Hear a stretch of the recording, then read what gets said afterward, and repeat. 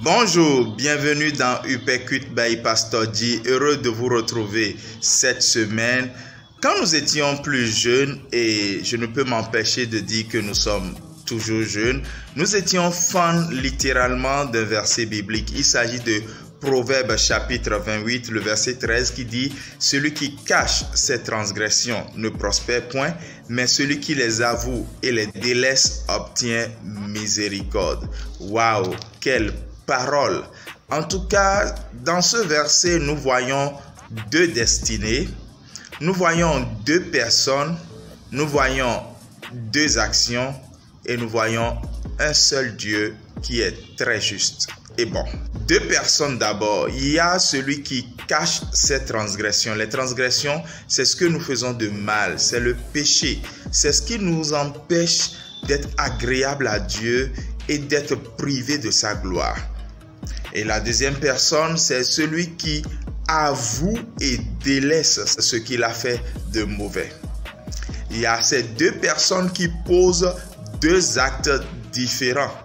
Il y a l'un qui cache et il y a l'autre qui expose et a le désir d'abandonner. Je pense que ces derniers temps a couru une anecdote très vieille concernant deux frères, disons, ça prend plusieurs formes, où l'un a mal fait et l'autre était au courant.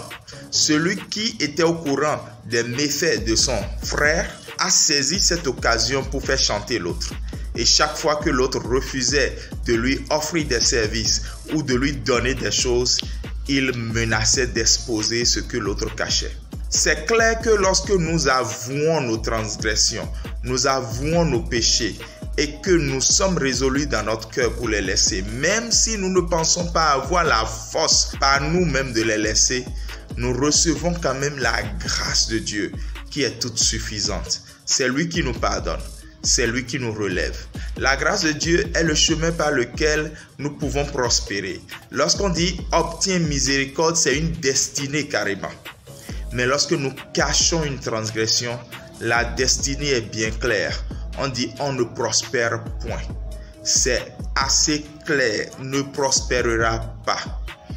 Aujourd'hui, le Dieu juste et bon dit à quelqu'un qui m'écoute, il faut parler. Il faut avouer. Qu'as-tu fait? David pouvait dire, tant que je m'étais tu, mes os se consumaient. C'est maintenant le moment de parler. C'est maintenant le moment de dire, Dieu, pardonne-moi. C'est maintenant le moment d'aller avouer avec sagesse ce que tu as fait de mauvais. Et d'avoir le cœur disposé à abandonner. Et la grâce de Dieu va faire le reste. Tu feras dos à cette addiction. Tu feras dos à ce péché et tu ne retourneras plus jamais. Mais ça commence par parler, délaisser et être prêt à marcher la nouvelle vie avec Christ. Je prie que tout ceci soit rendu possible avec le Dieu qui t'aime tant et qui est tellement juste. Au nom de Jésus. Amen. Nous nous retrouvons demain dans un autre numéro de Upecuit by Pastor G. Ciao. Shalom. Bye.